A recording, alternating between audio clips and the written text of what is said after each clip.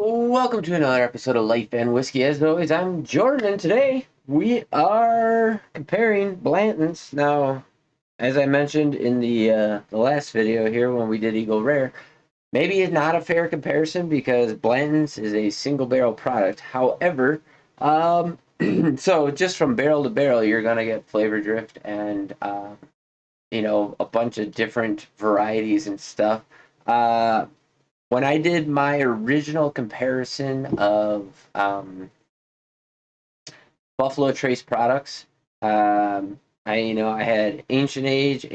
I did not have Ancient Age at the time. I need to redo this maybe because now I got multiple Blantons, multiple. I got two Blantons, two Elmers. I got a Blanton straight from this barrel. I got the E.H. Taylor small batch. I got two of those. I got E.H. Taylor single barrel. I got the Rock Hill Farms. I got the, what is this called? Hancock's President's Reserve. Um, I got straight from the barrel. We got the we got the regular Buffalo Trace. We got the White Dog. We got Eagle Rare. We got two different Eagle Rares. We got the entire Benchmark collection. So it seems to me that perhaps the winner of that particular battle would probably be different now.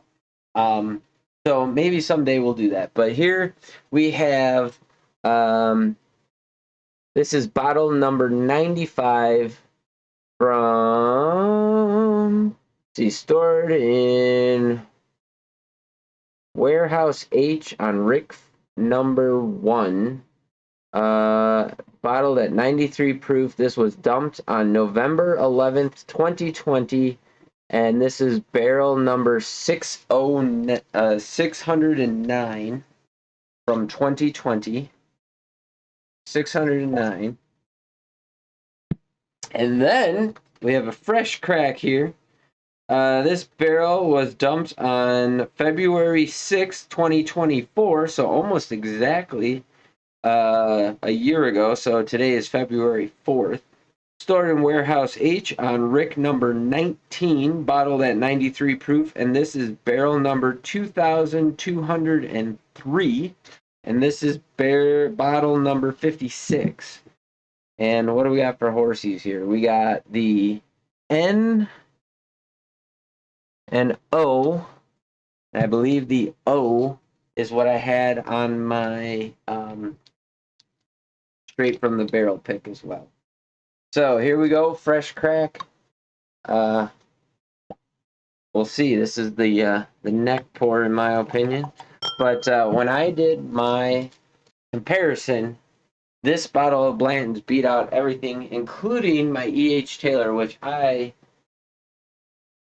thought was the absolute best. And when I did my original review of this Blanton's, I was not all that impressed with it. I did not think that it was particularly amazing. Again, I don't think any of the Buffalo Trace products, with the exception of the Ancient Age that I had, man, it had a watermelon rind nose and flavor to it, and almost like you ate a watermelon seed.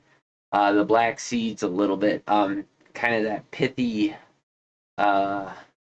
earthy. I don't know. There was just something going on with that. My original bottle, like that's one of the very first bottles I ever reviewed on this channel when you look at whiskey under $10 videos. So if you go back and look at that video, and I know it's hard to watch because video quality and everything was terrible. Not that it's much better now. But I actually liked it back then.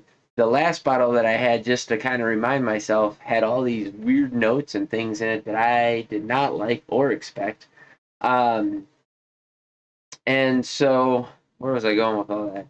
That one wasn't so great. The Ancient Age. I mean, I got a 175 of it in plastic. For, I don't even remember. I paid like $15 or something like that. That stuff's excellent. I'd drink that all day. It's sweet and simple. There's nothing complex about it. There's not a whole lot going on there. But man, you want a good cheap mixer? Go with that all day. But this bottle of Blanton's, ended up winning over the top of everything. So let's see how the new bottle holds up. Man, I wonder if it's this glass. Like, I rinse them out and dry them out, but almost every single whiskey. So the Elmer, and I don't know if it's always this glass or if it's that glass or whatever, but the Elmer, the Eagle Rare, they all had that watermelon rind nose note to start with, and then it immediately goes away. So maybe it's just in my head. Nothing's really coming out of the glass here, to be honest with you. It needs to warm up a little bit, but this is the, what did I say, 2020 is when this one was dumped, and this one was dumped 2024, um, so I got water running, I got furnaces going off, so we'll see. Hopefully you guys can hear me here. Just a simple light caramel syrup on this. A little bit of honey, a little bit of graham cracker. Again, man, these nosing profiles. So from the Elmer to the Eagle Rare to this, there is not a whole lot of difference. The Eagle Rare and this smell more similar because they're of the same mash bill versus mash bill 2 with the Elmer 2 lead, but it's way more graham cracker, way more sweet. And it's crazy to me because every time I review a Buffalo Trace product, I almost always am like, yep, there's that classic Buffalo Trace nose profile. I am not getting that. To me, that is like an apple blossom with an apple sweet honey. Like in that vein is where the, to me, classic Buffalo Trace nose profile is. And this is all sweet caramel, graham cracker. Like honey graham cracker and caramel drizzled syrup. Number 2, the new one. Let's see what we get out of this thing. Kind of curious here. Just for price reference, we'll come back to that. Wow. So the old bottle, way denser on the nose.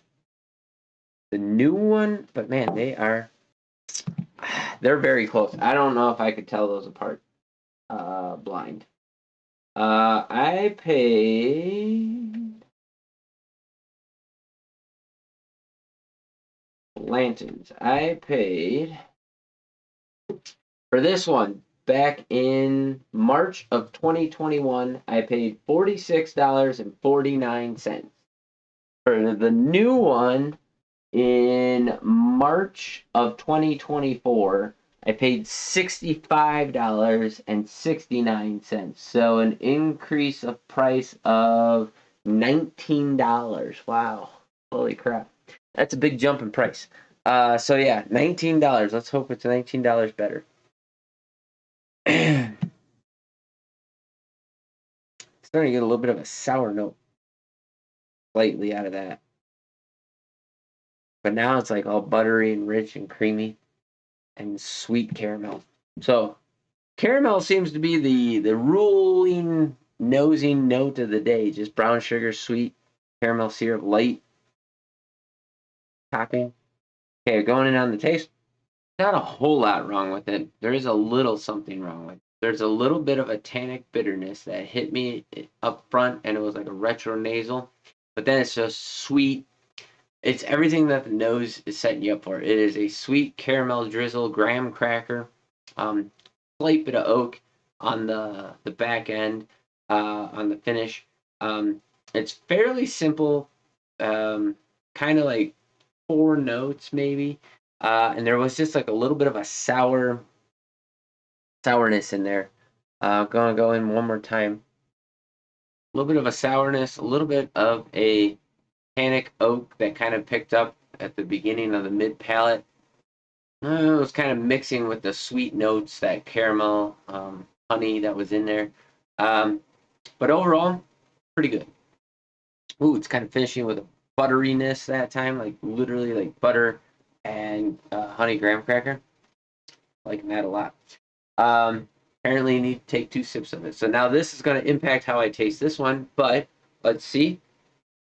The nose is not really changing at all. They're pretty much identical.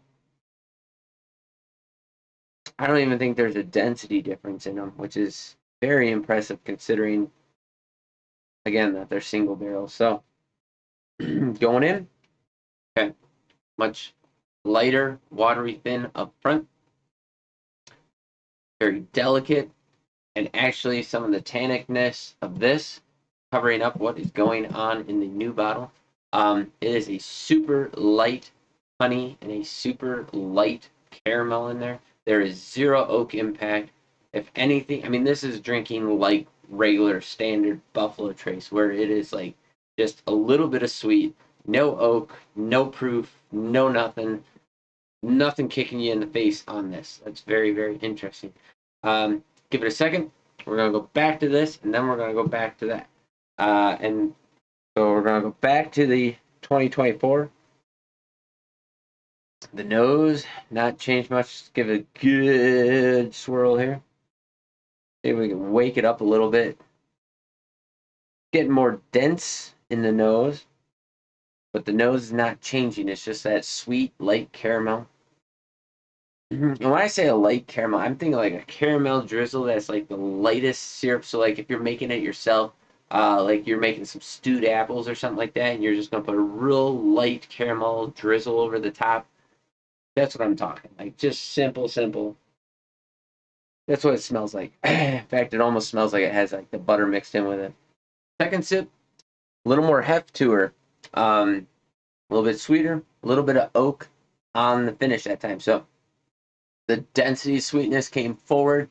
It started out more in the beginning of the palate this time instead of the first one. It was really watery thin until you picked up the mid palate.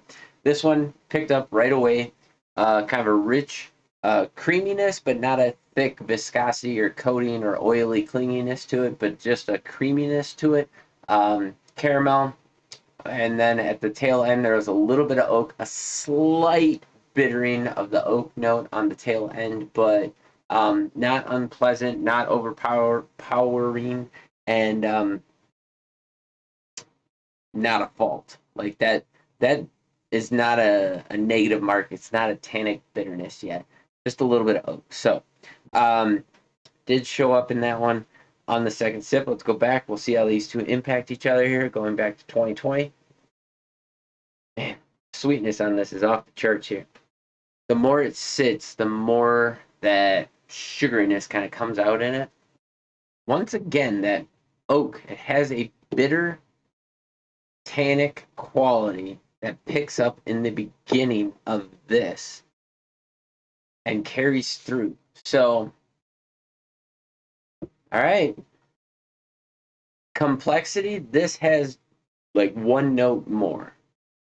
Preference, I like the 2024 because it does not have any bitter to it. It has oak, but not bitter. This has bitter to it. So I think that's where we're going to leave it. So chalk another one up for the newer 2024 release versus the old 2020. And I suppose it depends on the day which one wins out as far as like whether or not that bitterness hits me just right or not. Most of the time, it's not a preference of mine. Most of the time, like the average consumer, I like a sweeter, easier drinking bourbon. I don't really like being kicked around by bitter notes in my bourbon. Now, if you have a lot of notes or a huge flavor profile, or if you finish the whiskey somehow, I'm very interested in that. But I don't want a sour note or a bitter note to show up in my bourbon. And 2020 just has a little bit of that, which is interesting. And this 2024,